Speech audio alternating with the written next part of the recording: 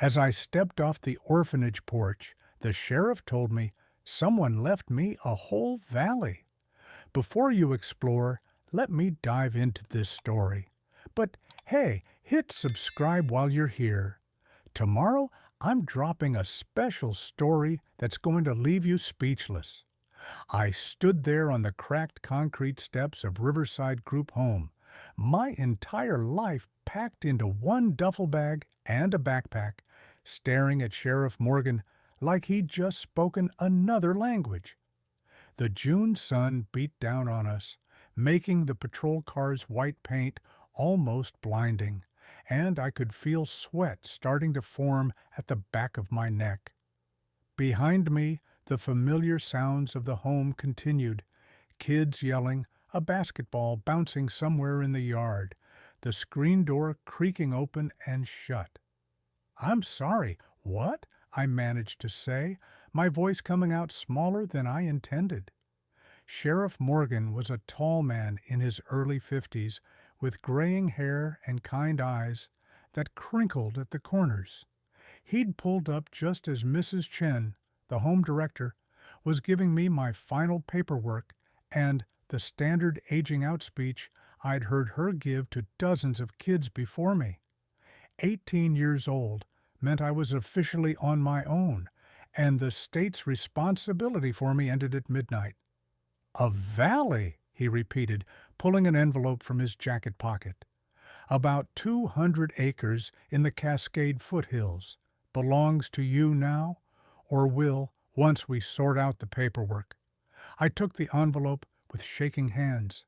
My name, Riley, was written across the front in unfamiliar handwriting. Inside was a letter from a law office in a town called Rivermont, a place I'd never heard of, about 2 hours north. "Who left it to me?" I asked, scanning the letter quickly. The legal language made my head spin, words like beneficiary and estate and transfer of property blurring together. "A woman named Catherine Blackwood," Sheriff Morgan said gently. "Did you know her?" I shook my head slowly, the name meaning nothing to me. I'd been in the system since I was 3 years old, dropped off at a fire station with nothing but a note that said my mother couldn't take care of me. No name, no information, no family that ever came looking. Mrs. Chen had joined us on the porch, her expression curious. "Catherine Blackwood," she repeated thoughtfully. "Riley, do you remember anyone by that name visiting when you were younger?" "No," I said, still staring at the letter. The law office, Hartwell and Associates, requested that I contact them as soon as possible to discuss the inheritance. There was a phone number and an address.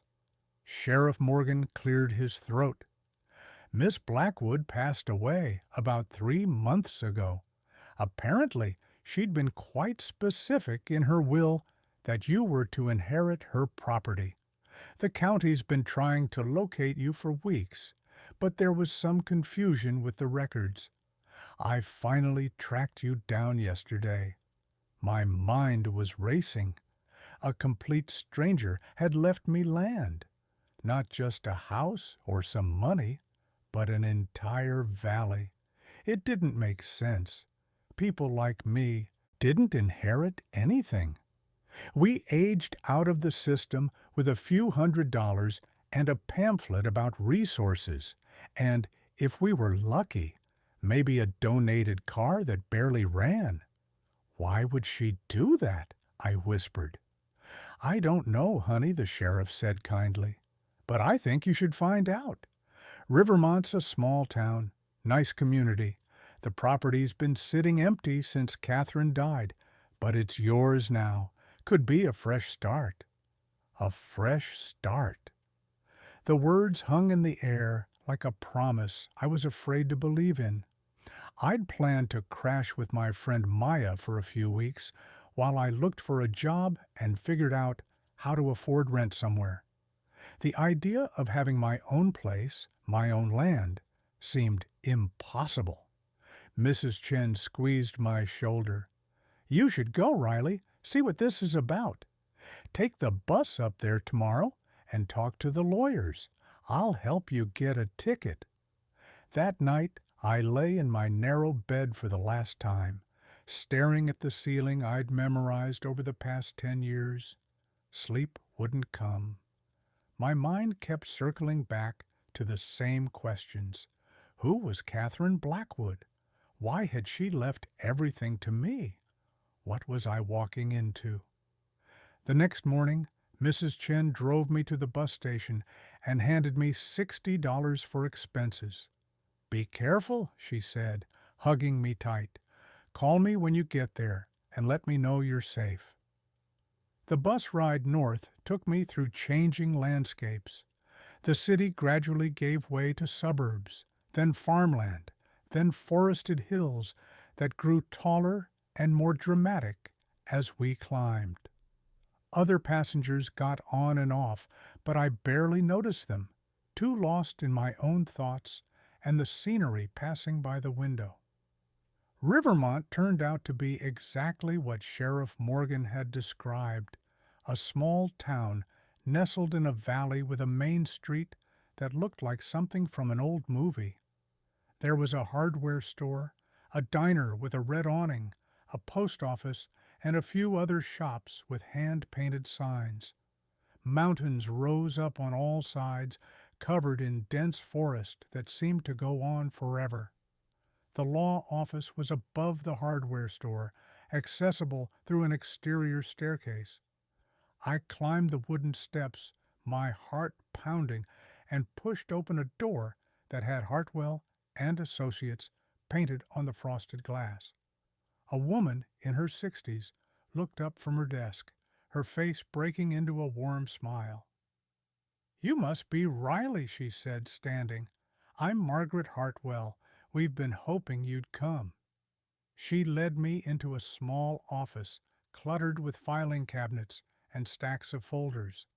On the walls were photographs of the town from different eras, showing how little it had changed over the decades. I'll get right to it, Margaret said, pulling out a thick file. Catherine Blackwood was a remarkable woman. She lived alone in Blackwood Valley for over 40 years. Never married, no children.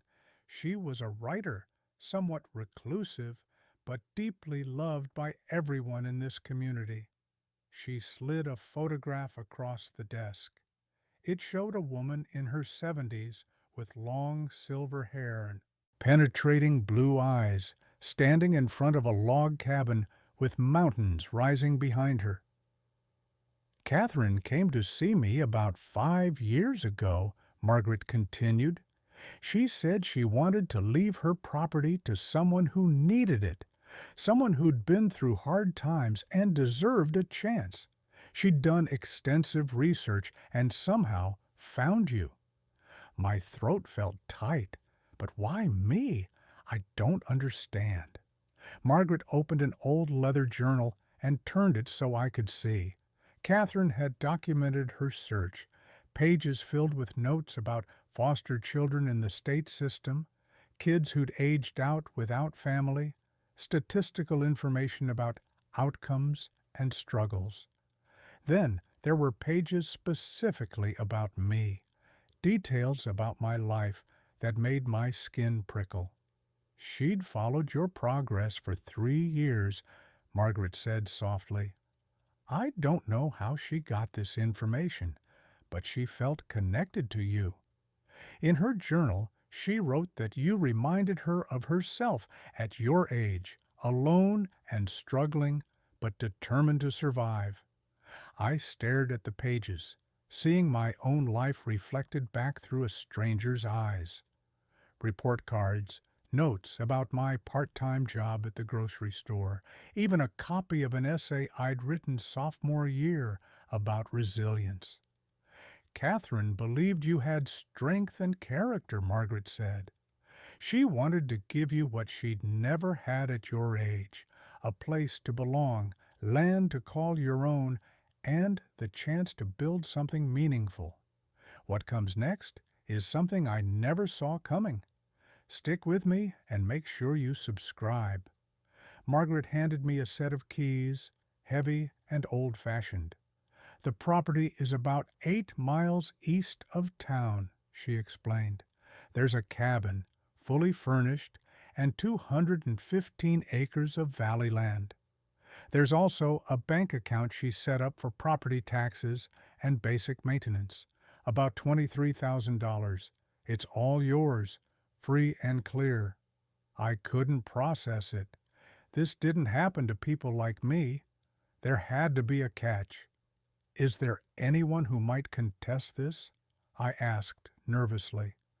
Any family who could claim she wasn't in her right mind? Margaret shook her head firmly.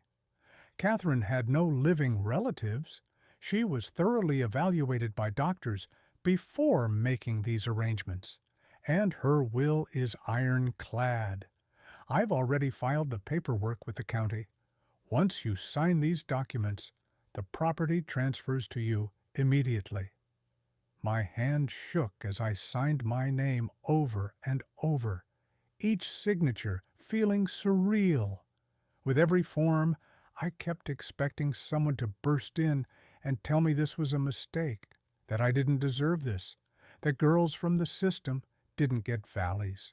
But nobody came. Instead, Margaret handed me a final envelope. Catherine left this for you. She wanted you to read it after everything was settled. I opened it carefully. Inside was a letter written in the same neat handwriting from the journal. Dear Riley, it began, if you're reading this, then you've found your way to Rivermont, and my valley is now yours. I imagine you're confused, perhaps even suspicious, about why a stranger would leave you everything. Let me try to explain. When I was 18, I was alone. My parents had died, I had no siblings, and I found myself adrift in a world that seemed designed for people with support systems and safety nets. I was angry, scared, and convinced I'd never find a place where I belonged. Through a combination of luck and stubborn determination, I ended up here in this valley. I built a life from nothing, wrote books that found audiences, and created a home in the wilderness. But I never forgot what it felt like to be 18 and alone with the whole world feeling like a locked door. When I got sick and knew my time was limited, I thought about what I could do that would matter. I have money, but money disappears. I have books, but they'll be read or forgotten on their own merit. What I have that's truly valuable is this land, this place that healed me and gave me purpose. I searched for someone who needed it the way I once did. Someone strong enough to survive the system, but still young enough to build something new. I found you, Riley. I read about your determination, your grades despite moving between homes, your work ethic, your refusal to give up even when giving up would have been easier. This valley is yours now. What you do with it is entirely your choice. Live here, sell it, ignore it completely. I won't judge from beyond the grave. But I hope you'll at least visit. Spend some time in the quiet. Let the land speak to you the way it spoke to me.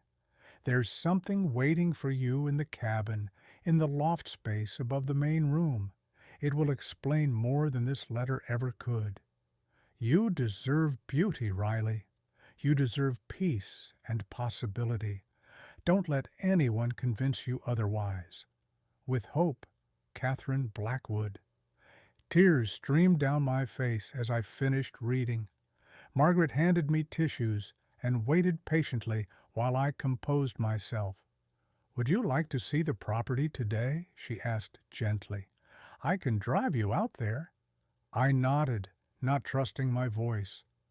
Margaret's car wound along a narrow paved road that eventually turned to gravel, climbing gradually into the hills. After about 20 minutes, we turned onto an unmarked dirt road that disappeared into thick forest. The driveway is about half a mile, Margaret explained as branches scraped against the sides of her sedan. Catherine liked her privacy. Then the trees opened up and I saw it. The valley spread before us like something from a painting, a bowl of land surrounded by forested mountains, with a creek running down the center that caught the afternoon sunlight. Meadows of wild flowers stretched toward the tree line, yellow and purple and white blooms swaying in the breeze.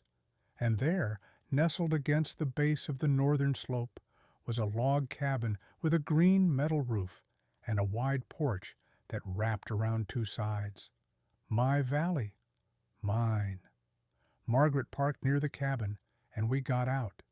The silence was almost overwhelming after years of institutional noise, just wind in the trees, the creek burbling in the distance, and birdsong I couldn't identify. "Take your time," Margaret said. "I'll wait here. You should explore on your own." I walked toward the cabin slowly, half afraid it would disappear if I moved too fast. The porch steps were solid under my feet, the wood weathered but well maintained. The front door opened smoothly when I turned the key, revealing an interior that made my breath catch. It was beautiful in a simple, functional way. The main room had exposed log walls, a stone fireplace that reached to the ceiling, and wide windows that framed views of the valley. Comfortable furniture arranged around the fireplace, bookshelves lining every available wall, and a kitchen area with butcher block counters and open shelving displaying mismatched dishes. Everything was clean, dust-free. Someone had been maintaining the place. I climbed the ladder to the loft space Catherine had mentioned in her letter. Up there, beneath the sloped ceiling, was a daybed covered in a colorful quilt, a writing desk positioned near a window, and a large wooden chest with my name carved into the lid. My hands trembled as I opened it. Inside were more journals, dozens of them, all filled with Catherine's handwriting. On top was a note. "Riley, these are my journals from the age of 18 to 25, the years when I was building my life here. I thought they might help you understand who I was, and perhaps help you figure out who you want to become. Read them or don't. Keep them or burn them. They're yours now, along with everything else."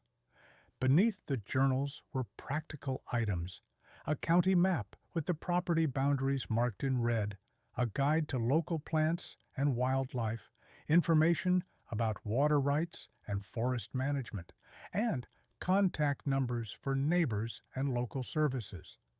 There was also a bank book showing regular deposits over the past 5 years. Catherine had been systematically saving money specifically for property maintenance after her death. The woman had planned everything. I sat at the writing desk and opened the first journal, dated April 18, 1973. Catherine's young handwriting was messier, more urgent than the careful script of her later years. "I arrived at the valley today. The entry began. Everything I own fits in my car. I'm terrified and exhilarated in equal measure. This could be the biggest mistake of my life, or it could be salvation. Either way, there's no going back now." I read entry after entry, watching Catherine's early struggles. She'd lived in a tent that first summer while building the cabin, with help from locals who took pity on the determined young woman. She'd learned to garden, to preserve food, to chop wood, and maintain equipment. She'd failed and tried again, made mistakes, and learned from them. And she'd written. pages and pages about the valley, about her growing connection to the land, about the slow healing that came from physical work and natural beauty. Her first novel had been rejected 17 times before finding a publisher. The second had sold better. By her fifth book, she'd established a modest but steady income that supported her simple lifestyle. As I read, the sun moved across the sky and the valley changed colors. Golden afternoon light gave way to the softer hues of evening. Margaret knocked gently on the doorframe. "I should head back to town," she said, "but you're welcome to stay here tonight if you'd like. Everything's functional: water, electricity, propane for cooking, and heat. Catherine made sure it would be ready for you." "I think I will stay," I said, surprised by my own decisiveness. Margaret smiled. "Good. There's food in the pantry and freezer, staples Catherine had the neighbors stock before she went into hospice. She thought of everything. I'll check on you tomorrow." After she left, I explored more thoroughly. The pantry was indeed stocked with basics. The freezer had bread, vegetables, and meat. In the bedroom, I found clothes in my size, still with tags on them. Catherine had guessed my measurements remarkably well. As darkness fell, I lit a fire in the fireplace, following instructions I found in a notebook Catherine had left. The wood caught quickly, filling the cabin with warmth and flickering light. I made simple pasta for dinner and ate it curled up on the couch, watching flames dance while processing everything that had happened. This stranger had given me a home, not just shelter, but a real home with history and purpose. She'd believed I deserved it before I'd ever believed it myself. Over the following weeks, I fell into a rhythm. I'd wake with the sun, make coffee on the propane stove, and spend mornings exploring the property. I followed the creek to its source, a spring bubbling up from rocks near the eastern boundary. I walked the tree line, identifying property markers Catherine had painted on certain trees. I discovered a small orchard of apple trees behind the cabin, their branches heavy with developing fruit. Afternoons, I'd work on basic maintenance, things Catherine's journals taught me. I cleared gutters, checked the roof for loose shingles, split wood for the coming winter. The physical work felt good, purposeful in a way my grocery store job never had. Evenings belonged to reading. I went through Catherine's journals chronologically, watching her transform from a scared teenager into a confident woman who'd built an extraordinary life. She wrote about loneliness and the hard work of learning to be comfortable with herself. She wrote about the local community and how they'd slowly accepted her. She wrote about her books, the stories that poured out of her time spent in quiet observation. One entry from 1978 struck me particularly hard. "I used to think I needed people around me constantly to prove I mattered," she wrote. "But the valley taught me different. Mattering isn't about being seen by others. It's about being fully present in your own life, about building something that reflects your values, about leaving your corner of the world slightly better than you found it." I started meeting neighbors. Tom and Linda Harrison lived 3 miles west and ran a small organic farm.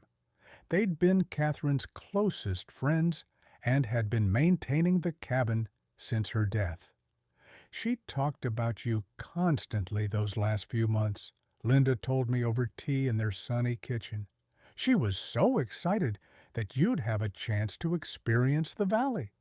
She made us promise to look out for you, but not to interfere. She wanted you to find your own way." A younger couple, Marcus and Sarah, lived 5 miles north with their 2 small children. They invited me to dinner and shared stories about Catherine's generosity, how she'd helped them when they were starting out, offering advice and occasional financial support. The community was small but welcoming, people who'd chosen rural life deliberately and understood the appeal of solitude mixed with occasional connection. I'd been living in the valley for 2 months when I finally understood what Catherine had given me. It wasn't just land or a house or financial security, though those things mattered. She'd given me permission to build a life on my own terms, free from the constant judgment and instability of the foster system. In the valley, nobody cared about my background. They cared about whether I was a good neighbor, whether I respected the land, whether I pulled my weight in the community. For the first time in my life, I was judged by who I was, not where I'd come from. I started writing. It began as journal entries, processing everything I was feeling and experiencing. But gradually, it evolved into something more. Stories about characters finding their way home, about building lives from nothing, about the healing power of wild places.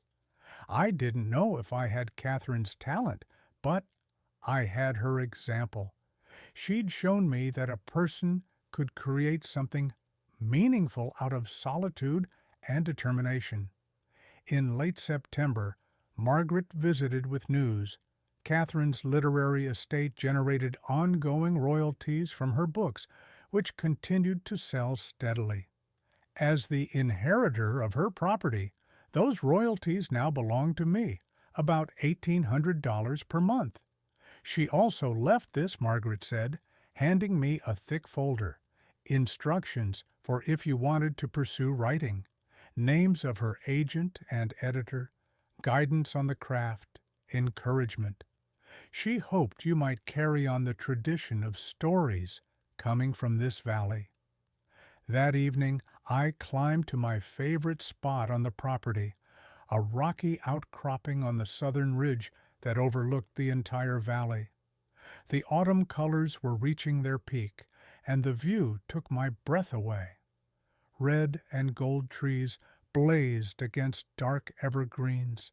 The creek glinted like silver thread, and smoke rose from my cabin's chimney. This was mine, all of it, and I'd done nothing to earn it except survive. But maybe that was the point. Maybe Catherine had understood that survival itself was an accomplishment, that making it to 18 without giving up or hardening completely was worth rewarding.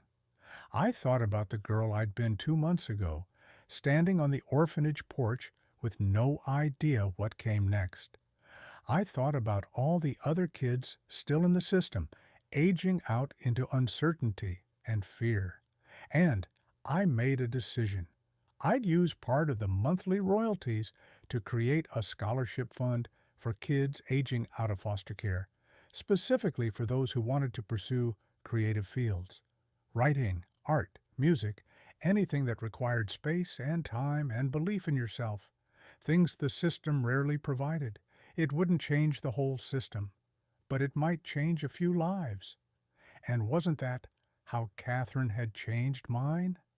One person believing I deserved a chance? As I sat watching the sunset over my valley, I pulled out my phone and called Mrs. Chen. "I'm okay," I told her when she answered. "I'm more than okay. I'm home. And for the first time in my life, I meant it." Thank you so much for listening to Riley's story. If it touched your heart, please subscribe to the channel.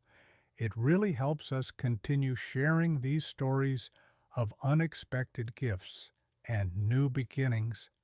I'd love to hear from you in the comments. Have you ever been given a chance by someone who believed in you before you believed in yourself? Have you found your own place of belonging?